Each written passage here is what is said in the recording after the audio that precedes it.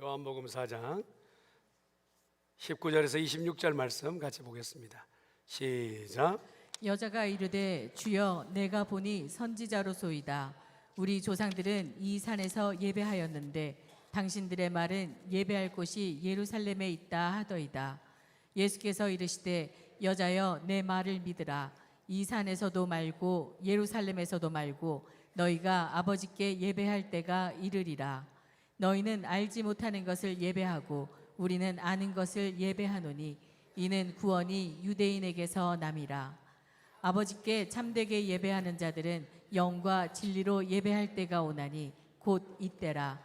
아버지께서는 자기에게 이렇게 예배하는 자들을 찾으시느니라. 하나님은 영이시니 예배하는 자가 영과 진리로 예배할지니라. 여자가 이르되 메시아 곧 그리스도라 하는 이가 오실 줄을 내가 아노니 그가 오시면 모든 것을 우리에게 알려주시리이다. 예수께서 이르시되 내게 말하는 내가 그라 하시니라. 아멘. 표하도록 하죠. 이제는 익숙해지셨죠? 성령의 능력으로 부흥하라. 주 안에서 함께 지어져가라. 옆에 있는 분 하나님을 기대합니다. 좀 아쉽죠? 이뻐지셨습니다. 이뻐지셨습니다. 예. 사마리아 여인에 대한 본문의 내용을 설교든 말씀을 읽는 사람이든 아마 다 익숙할 거예요. 예루살렘 사역을 뒤로 하시고 갈릴리로 나아가실 때 보통 정통 유대인들은 사마리아를 그냥 다른 쪽으로 길을 돌아서 가는 그러한 관례를 깨고 예수님께서는 오늘만큼은 사마리아로 가야 되겠다 주장하신 것을 본문은 설명합니다. 그리고 이제 예수님의 제자들에게 음식을 좀 사오게끔 동네에 보내고 예수님은 혼자서 우물가에 앉아 계신 장면이 지금 우리 머리에 그려져요. 좀 고단하셨던 예수님께서 피곤도 하실 터이지만 누군가를 기다리듯 초조해 하시는 눈빛인 것 같기도 하고, 그리고 음식의 굴빛에서 그렇게 조마조마하신 게 아니라 누군가를 정말 간절히 기다리는 그런 눈빛에 한 여인이 동이를 이고 나오는 장면이 눈에 선합니다. 그 여인은 인생의 가장 고통스러운 시간들을 지나고 있는 사마리아 동네 안에서도 소문난 가난하고 어렵고 정말 생활에 기댈 것이 없는 그런 여인이었지요. 그 여인에게 예수님께서 물 좀 달라 하시는 그 질문에 얼마나 고통스럽고 어렵게 인생을 살았는지 입에서 나오는 말이요, 여러분 보통 누군가 입에서 나오는 말은 그 인격의 마지막 최종적 결정체입니다. 그래서 그의 입에서 나오는 말이 어떤 형태로 말이 나오냐에 따라서 그 어떤 사람인지 대략적으로 말해주지요. 이 사마리아 여인의 입에서 나오는 말은 그냥 요청한 거에 물 한 모금 달라 했더니 아주 까탈스럽게 얘기를 한 거예요. 아니 유대인인 당신이 나한테 물을 달라 합니까? 하면서 도끼찬 말을 내어 쏟습니다. 그러면서 예수님께서 주고자 하는 것이 분명히 있고, 너는 내게 냉수를 줄 수 있지만 나는 내게 줄 수 있는 것은 마르지 않는 생명수를 주겠다 하시는 거예요. 의외지요. 아니 내 인생에 지금 이것도 저것도 지어 볼 수도 없고 보았던 아무런 의미가 없었던 인생을 지난 이 여인에게 지금 바닥을 치고 있거든요. 기댈 수 있는 것은 오직 하나님이 나를 만나 주실까, 하나님만이 나에게 소망이다. 영적으로 가장 가난한 그런 상태에 있는 이 여인에게 내가 네게 생수를 주겠다라고 하는 말이 기쁨이나 환희가 아니라 오히려 더 불편해요. 아니 그런 분이 세상에 어디 있어요? 라고 하는 부분으로 말이 이어지며, 그러면서 예수님께서 끌어내신 단어가 예배입니다. 여러분 우리가 연초에 부흥하라 지어져 가라 라고 할 때 이 이상한 이런 표어를 왜 해야 되는가 라고 우리가 생각해 볼 수도 있어요. 부흥합시다도 아니고 우리는 부흥할 걸도 아니에요. 부흥하라 명령의 내용을 왜 이런 문구를 쓰고 있을까? 오늘 이 역사적 기적 가운데 사마리아 여인을 통해서 들려주신 이야기는 부흥이라는 게 장소에 국한된 게 아니라는 거예요. 부흥이라는 게 만남으로 시작된다는 거예요. 여러분, 이 엄청난 얘기가 이 안에 담겨져 있는 것이죠. 여러분, 부흥하고 싶지 않는 인생이 어디 있어요? 리바이벌, 다시 살고 싶지 않는 사람이 어디 있어요? 예전에 내가 정말 새롭게 되었다가 어려운 삶을 살다 보니까 일이 지치고 고단하여서 오늘 사마리아 여인처럼 모든 것이 절망이고 좌절이고 힘을 써도 안 되는 그런 인생의 막바지에 서 있는 이들에게 새롭게 된다, 이만큼 큰 이슈가 어디 있겠어요? 근데 이 부흥이라는, 리바이벌이라는, 이가 이제껏 가지고 있었던, 내가 이곳에 가면 부흥할 수 있나요? 이곳에 가면 내가 새롭게 될 수 있나요? 하였던 그 관점을 예수님께서 아예 다 깨어뜨리시고 새롭게 판을 열어주시는, 장소가 아니다, 그것은 만남이라는 거예요. 여러분, 우리가 생각할 때 아주 얇게 생각하면 부흥은 숫자에 국한하고 건물에 국한하고 사람들의 모임에 국한하고 그렇게 생각할 수 있어요. 그러나 오늘 여인에게 예수님께서 그 많았던 신학자, 그 많았던 정말 화려한 인물들을 만나지 않으시고 인생에 밑바닥에 있었던 그 여인을 만나주시고 예배라는 단어를 끄집어내셔서 그에게 오픈하시는 거예요. 제자들에게도 아직 예배를 설명하지 않으셨어요. 그리고 지금 바리새인의 최고의 지도자에게도 예배를 오픈하지 않으셨어요. 그런데 이 여인에게 왜 이 예배라는 단어를 오픈하셨을까? 그것은 장소가 아니라 만남이라는 거예요. 그 만남이 어떤 만남이냐? 내 인생에 아주 죽은 듯한 인생을 사는 동안에 그 죽음 가운데서 나를 살리실 분을 만나는 것이 부흥이라는 거예요. 할렐루야. 여러분, 이 예배라는 자체가, 여인이 오늘 볼 때 예배를 드릴 때 어디서 드려야 됩니까? 그랬더니 자기 사마리아 지역 북부 지역에서는 그리심산에서 드려야 된다는 거예요. 그래서 그리심산에서 열심히 드린 거예요. 사마리아 사람들에게도 열심히 있어요. 그렇게 예배를 드렸어요. 그런데 소문에 듣기에는 그리심에서 드리는 예배는 예배가 아니야 라고 소문이 도는 거예요. 그럼 어디서 드려야 됩니까? 예루살렘 성전에 들어가서 예배를 드려야 진정한 예배지 라고 얘기하는 거예요. 그런데 내 형편이 지금 그렇게 갈 수도 없으니, 그 갈 수 없는 곳에서 내 인생에 전환점을 만날 수도 없고 전혀 하나님을 만날 수 없는 계기가 없는 거예요. 어떻게 하자는 거예요? 그런 마음의 숙제를 안고 있던 이 여인에게 주님은 꼭 그 여인을 만나야만 하시는 거예요.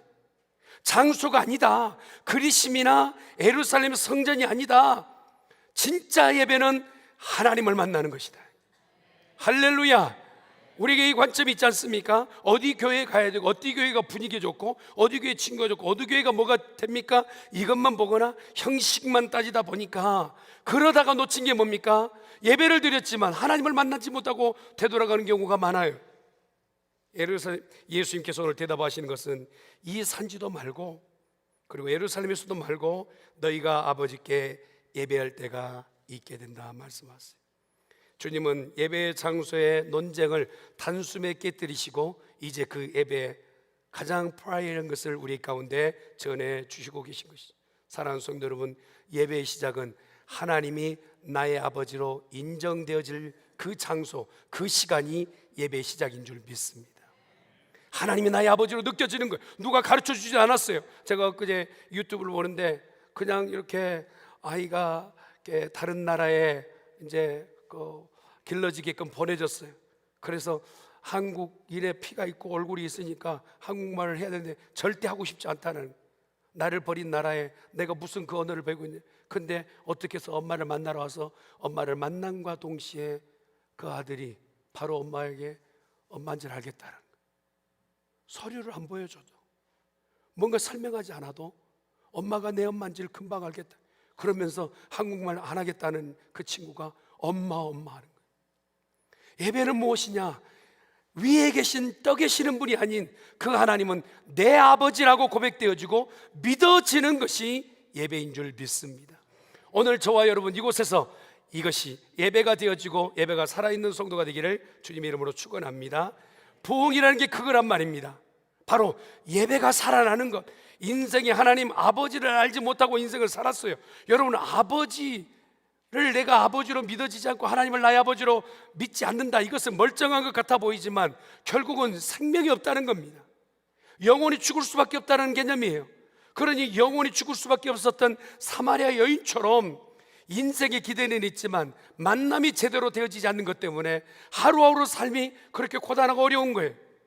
그런데 죽은 듯 하였던 그 인생이 예수님, 하늘의 보좌의 권세를 버리시고 이 땅 가운데 오신 하나님을 지금 이 여인이 만난 겁니다.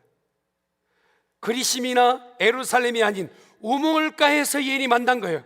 그러니까 생각했던 장소가 예배라고 생각을 했는데 오늘 이 여인이 지금 서 있는 우물가가 예배의 장소요, 하나님을 만난 장소가 된 줄 믿습니다. 저는 우리 중앙교회 모든 성도들이 오늘 이곳에서 하나님을 만나고 하나님을 나의 아버지로 고백하는 귀한 시간 되기를 예수님의 이름으로 축원합니다.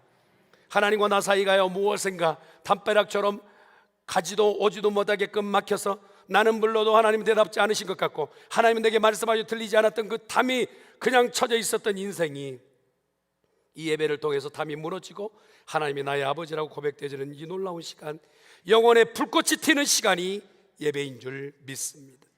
그렇다면 나는 지금 예배를 제대로 드리고 있는가? 내가 드린 예배가 진짜인지 아닌지를 어떻게 알 수 있느냐? 이 여인을 통해서 우리가 검증해 볼 필요가 있어요. 이 여인은 예배의 개념을 안고 하나님이신 예수를 만나고 나서 무엇이 바뀌었느냐? 인생의 갈증이 해결됐어요. 그가 뜨러운 것은 물이었어요.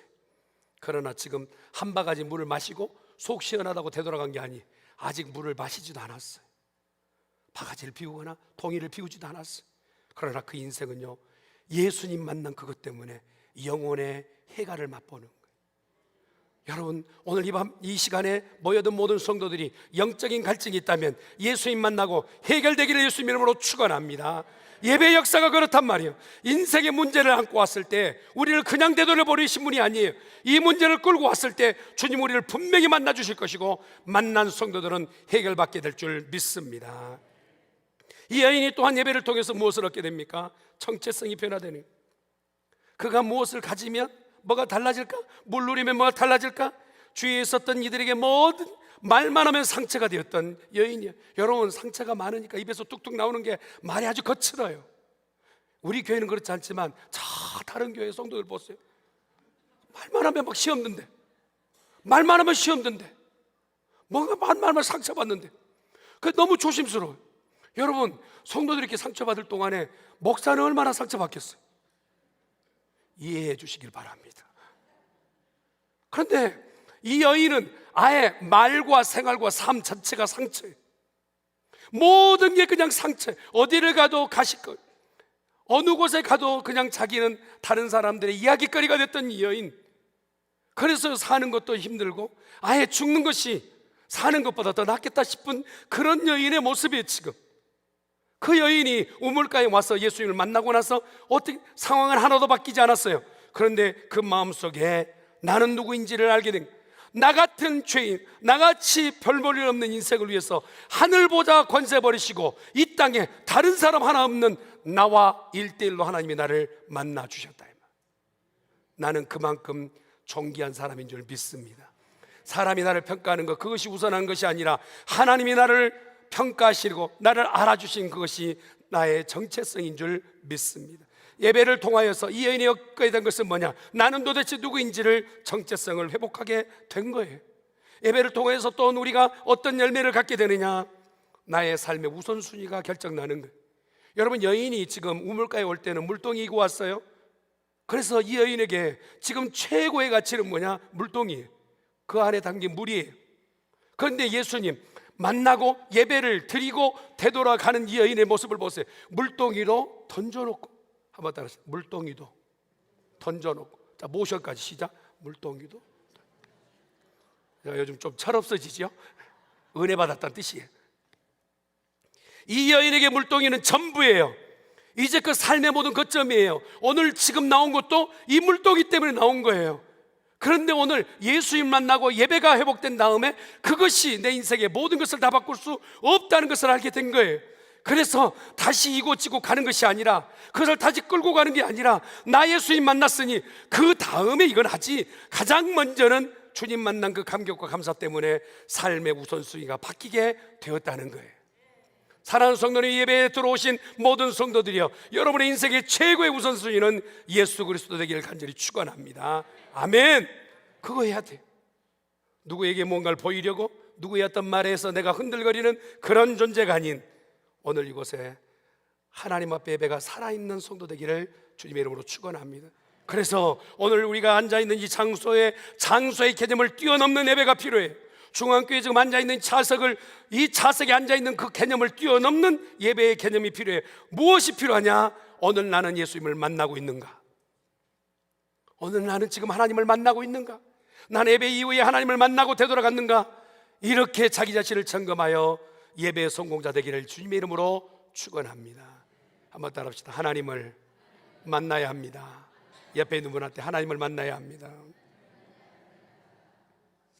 장소의 개념을 뛰어넘는 이것이 여러분 우리의 심령을 살리고 우리 가정을 살리고 우리 직장 모든 사업체를 살리고 무엇보다 우리 중앙교회를 다시 살게 하는 리바이벌이 될 줄 믿습니다. 내가 제대로 드린 이 예배 때문에, 내가 하나님을 만나는 이 예배 때문에 누군가를 막아선다 할지라도 그 부흥이 막아선 받음이 아니라 내가 예배 드리는 온전한 예배 때문에 중앙교회는 부흥하게 된단 말이에요. 할렐루야. 이 부흥이라니. 그래서 진정한 예배를 드리기 위해서는 우리에게 필요한 기둥들이 있어요. 가장 필요한 기둥이 뭔가? 오늘 보니까 먼저는 예배 대상을 제대로 알아야 된다는 거예요. 목사님이 예배에 빠지면 늘 전하니까 귀찮아가지고 예배 나왔다. 여러분 그곳에서 뛰어넘기를 바랍니다. 아이고 구역장님이 요즘 너무 유단을 떨어 예배 안 나오면 그냥 불편하게, 그런 개념이 뛰어넘어요. 오늘 보니까 뭐랍니까? 너희는 알지 못하는 것을 예배하고 우리는 아는 것을 예배하느니라. 여러분 우리의 개념이 열려야 돼. 예배의 대상을 모르고 예배하는 사람들이 많단 말이에요. 사마리아에 있는 사람들이 얼마나 열심히 많습니까? 그래서 그리스도산은요 산에 올라가서 예배한다는가, 그 제물을 가지고 끌고 가서 이렇게 예배한다는 건 보통 정성 아니에요. 그렇게 예배하는 열정도 있었어요. 그리고 기대치도 있었어요. 그런데도 오늘 뭐라고 얘기합니까? 너희는 알지 못하는 것을 예배하고 있다. 정교의 행위는 있었지만 정교의 대상이 무엇인지, 예배의 대상이 무엇인지 전혀 모르고 있었다. 여러분 이게 의아하지만 역사 가운데 그게 있어요. 여러분 이스라엘 백성이 애굽에 나올 때 하나님께서 이 10개의 신들을 다 처벌하시고, 그래서 애굽에서 이스라엘 백성 꺼내시고 홍해를 갈라내시고, 그리고 이스라엘 백성이 이제 홍해 지난 다음에 시내산에 왔어요. 이건 놀라운 기적입니다. 맨손으로 애굽에 싸우지도 않고 전쟁에 승리했다. 기적이에요. 기적이에요.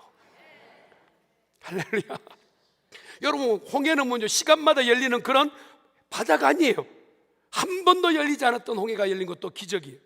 그러면 이스라엘 백성에게 온전하게 예배의 대상이 누가 돼야 됩니까? 여호와 하나님이셔야 돼요. 믿으시죠? 그런데 모세가 40일간 지날 동안 시간이 지체된 다음에서 이스라엘 백성들이 한꺼번에 금딱지를 모아다가 자기들이 원하는 형태의 모양을 만들어 그곳에 얘기하기를 이가 여호와시다. 자기들이 원하는 형태의 모양을 만들고 이게 하나님이라고 얘기하는 그 모습을 바라보며 여호와 하나님께서는 마음이 갈갈이 찢기는 느낌이었을 거예요. 어찌 너에게 그렇게 허락해 준 것이 많은데, 너에게 다 공급한 것이 다 내 손끝에 나왔는데 너희가 섬기는 것이 너의 손으로 만들어낸 것을 너희가 섬기고 있느냐. 대상을 놓쳐버린 거예요. 누구에게 예배해야 될지 그 방향을 놓쳐버린 거예요. 오늘 사마리아 사람들이 그리심으로 가야 됩니까? 예루살렘에 가야 됩니까? 그 목적과 방향을 놓쳐버렸던 것처럼 구약의 성도들이 그렇게 놓쳐버리고 있는 거예요. 그때 우리 주님께서 너희가 예배할 대상을 바로 알았으면 좋겠다. 여러분 우리 예배 대상은 여호와 하나님이세요. 여러분 편지를 절절히 감동스럽게 편지를 썼다고 생각합시다. 창간에 떨어져 있는 그 연인 가운데서 편지를 쓴 거예요. 사랑하는 영미 씨, 몸은 좀 떨어져 있으나 내 마음은 여전하고 지금도 당신을 향하여 달려갑니다 하면서 절절히 다 썼어요. 그래서 주소와 건폭되는 순희 씨라고 썼어요. 우리 안에 삶의 내용이 담겨 하나님 앞에 예배할 때 직접적 대상이 누구인지를 보아요. 사랑하는 성도 여러분, 오늘 여호와 하나님 앞에 예배하십시다. 맨 누구를 인정하느냐, 누구를 아느냐가 너무 중요해. 그래서 호세아서 6장 3절은 이렇게 얘기해. 호세아서 6장 3절 말씀 보겠습니다. 시작. 그러므로 내가 선지자들로 그들을 치고 내 입의 말로 그들을 죽였노니 내 심판은 빛처럼 나오느니라. 하나님을 인정하느냐? 그래서 이렇게 얘기해요. 한번 따라합시다. 여호와를 알자, 힘써 알자. 여호와께서 누구이신지를 명확하게 알아야 제대로 된 예배가 될 줄 믿습니다. 부흥하는 교회는요, 여러분 건물만 커지고 수요만 늘고 뭔가 이렇게 새롭게 프로그램이 돌다고 해서 부흥하는 것이 아니라 각자의 모든 성도들이 예배 중에 하나님을 만날 때에 부흥은 일어난 줄 믿습니다. 하나님은 사랑이 많으신 분이요, 하나님은 능력이 많으신 분이요, 하나님은 공개하시는 분이요, 하나님은 내게 말씀하시는 분이라고 내가 경험했소 라고 사마리아 여인이 말했던 것처럼, 그렇게 말할 때에 사마리아 땅에 한 번도 부흥이 없었을 때 이 여인이 제대로 예배를 드리고 제대로 자기 자신이 부흥하셨을 때 그가 지나가는 사마리아 땅은 새롭게 살아나게 된 줄 믿습니다. 라스베가스도 마찬가지. 오늘 저와 여러분에게 먼저 예배하러 들어오게끔 문을 여신 것은 우리 예배가 살아있는 예배 되어 우리를 통하여 살릴 일들이 있기 때문에 우리를 부르신 줄 믿습니다. 그런데 오늘 우리에게 그러면 장소가 아니라면 내가 무엇을 들고 하나님 앞에 예배 드릴까요? 들고 갈 게 있어야 되지 않겠습니까? 라고 했을 때 오늘 읽었던 말씀이요, 영과 진리로 예배할지니라. 한번 따라합시다. 영과 진리로 예배할지니라. 여러분, 영의 이름 푸뉴마라는 단어를 썼어요. 인간의 감정이나 연출된 분위기가 아니라는 거예요. 억지 부름으로 그렇게 만드는 게 아니라 내가 문 열고 들어온과 동시에 생각지도 못했던 성령의 감동으로 마음에서부터 작용이 일어나는데 앉아있을 때 은혜가 넘쳐서 눈물이 흘러내리는 이 예배, 이게 바로 성령이 주관하신 예배인 줄 믿습니다. 저는 우리 중학교 성도의 예배가 성령의 감동이 함께한 예배가 되기를 간절히 축원합니다. 성령이 임재하지 않으시면 예배가 끝나도 감동이 없어요. 왜 내가 여기 앉아있지? 의미도 그에게는 제대로 잡히잖아요. 그러나 성령이 우리와 함께 하신다면 미련하다 할지라도 아둔하다 할지라도 깨닫게 되는 역사가 있게 될 줄 믿습니다. 그러면서 진리로 말씀하세요. 인간의 철학이 난무하는 시대예요. 지금은요, 모든 지식이 한꺼번에 집대성되어 있는, 그냥 몇 번 클릭이면 다 알아내지는 뭐 제미나이를 통하여서든지 챗GPT를 통하든지 모르는 사실도 금방 알아낼 수 있는 지식의 홍수 시대 사회. 그런데 예배하러 들어올 때는 그거 내려놓자라는 거예요. 오직 하나님이 말씀하시는 말씀만 듣는 시간 되기를 바랍니다. 성령이 주관하시고 말씀이 살아있는 예배라면 그 예배는 살아있는 예배가 될 줄 믿습니다. 여러분, 감정만 뜨거운 성령의 역사는요, 신비주의로 빠질 수가 있어요. 또한 말씀만 있고 성령의 감동이 없다면 척박한 메마른 종교주의가 될 수가 있어요. 그래서 우리 중앙교회는 이 두 가지를 다 안고 가기를 원해요.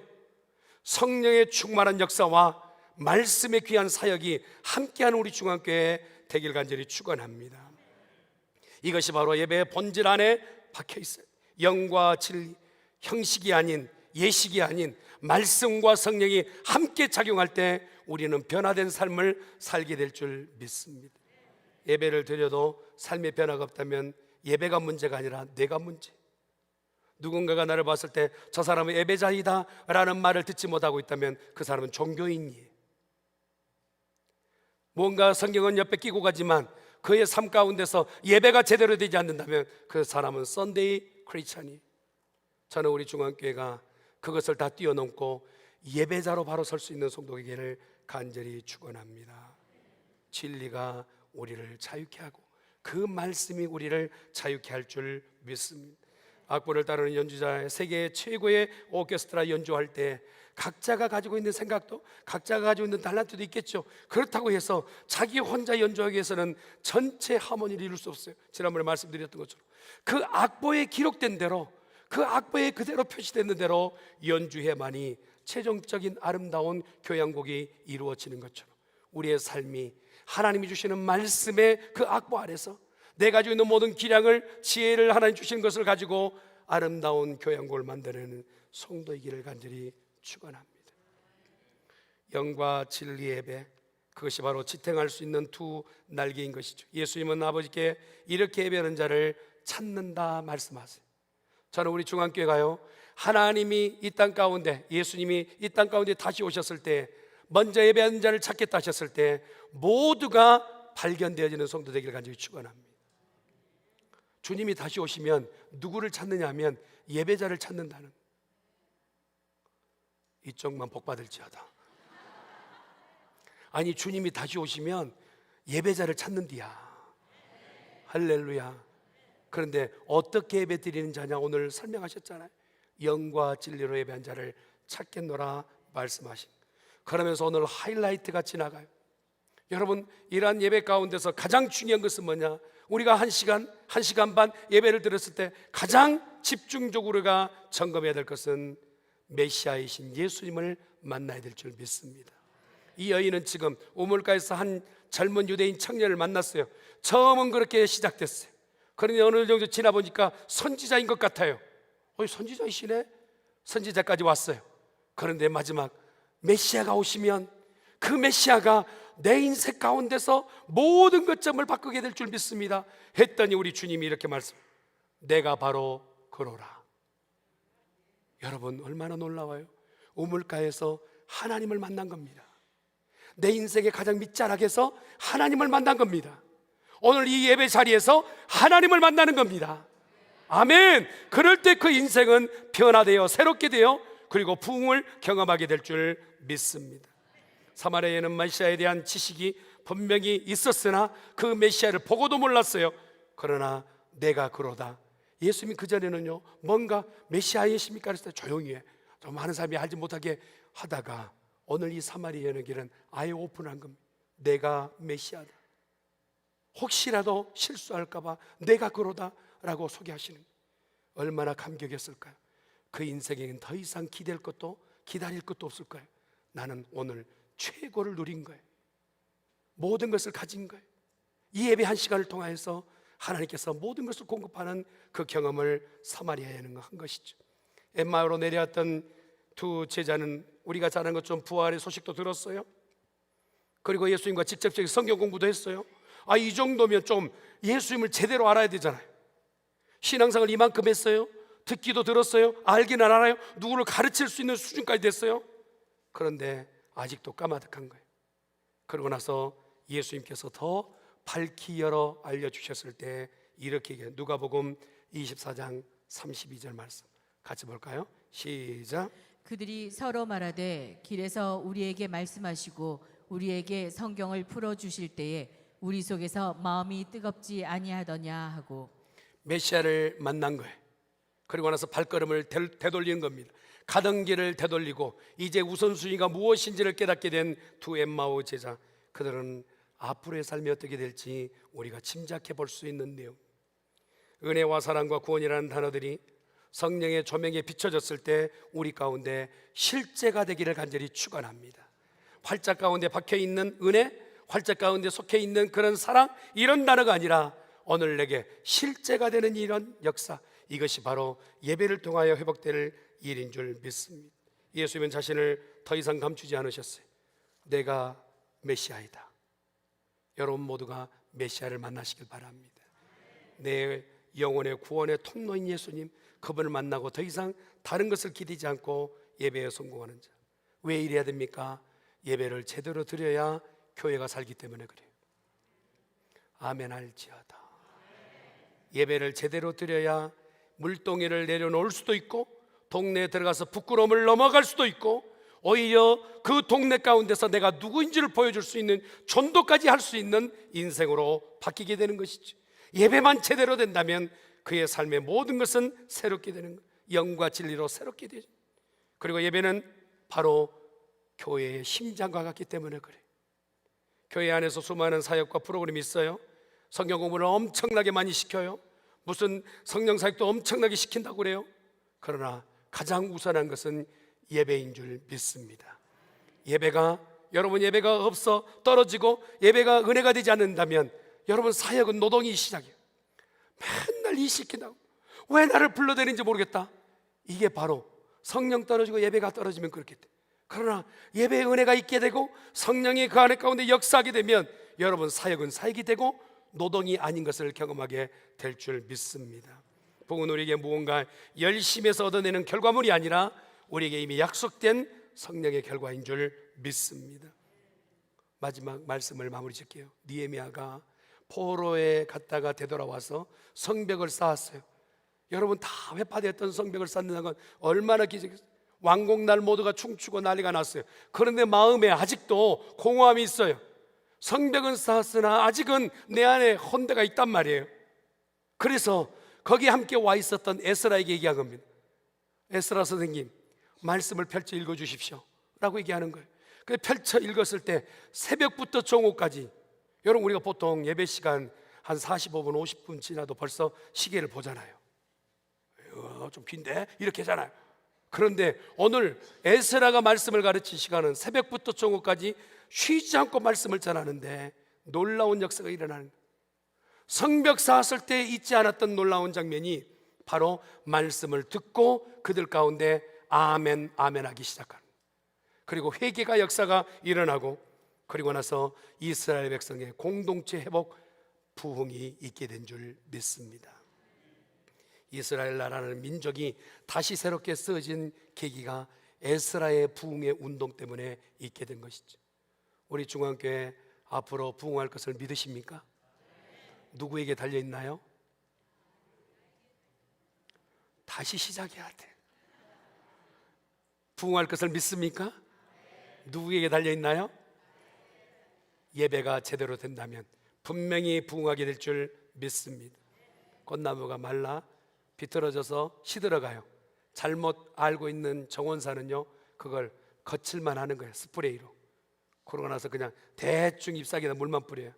근데 제대로 된 정원사는요, 뿌리가 뭐가 문제인지 캐보는 거예요. 그래서 뿌리에 문제가 있다면 그것을 다시 옮겨 심든지 잘라낼 걸 잘라내는 거예요. 우리 영혼에 지금 궁핍하고 뭔가 기쁨이 없고 사명감에 젖지 않다면 우리가 예배부터 다시 점검해야 됩니다. 예배가 살아있는 교회, 예배로 승리하는 교회 될 수 있기를 예수님의 이름으로 축원합니다. 네. 기도하십시다. 전능하신 여호와 하나님 아버지, 중앙교회에 올한해 이미 주시겠다 복을 선언하셨으니 부흥하라 말씀하셨으니 부흥하겠습니다. 그러나 먼저 예배함이 살아있게 하여 주시옵시고, 영과 진리로 예배를 하셨사오니 꼭 그리하게 하여 주시옵시고, 인생의 밑자락에 있었던 사마리아 여인도 그 인생의 배은역을 이루었다면 오늘 우리의 삶도 그렇게 될 줄 믿습니다. 슬픔을 감추고 기쁨으로 나가게 하시고 절망이 변하여 찬양되게 도와 주시옵소서. 감사하고 예수님의 이름으로 기도드리옵나이다. 아멘.